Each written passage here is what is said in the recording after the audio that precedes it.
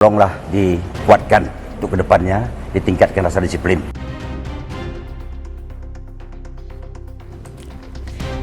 Saudaraku, untuk meningkatkan kedisiplinan Aparatur Sipil Negara atau ASN, Lembaga Swadaya Masyarakat atau LSM Kaliber Aceh meminta Pemerintah Kabupaten atau Pemkab Aceh Tenggara memasang kamera pengawas atau CCTV di setiap kantor pemerintahan pada Senin 21 April 2025.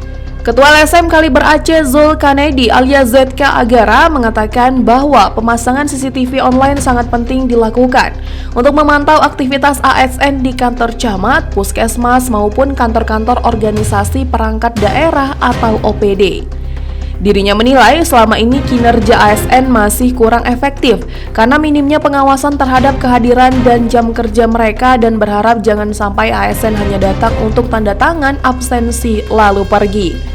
Mereka harus hadir dan memberikan pelayanan maksimal kepada masyarakat sesuai jam kerja, yakni Senin sampai Jumat pukul 8.00 waktu Indonesia Barat hingga 16.30 waktu Indonesia Barat.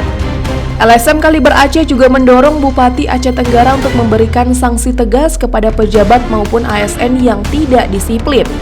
Evaluasi berkala perlu dilakukan terhadap kinerja ASN agar mendapat pelayanan publik tetap optimal.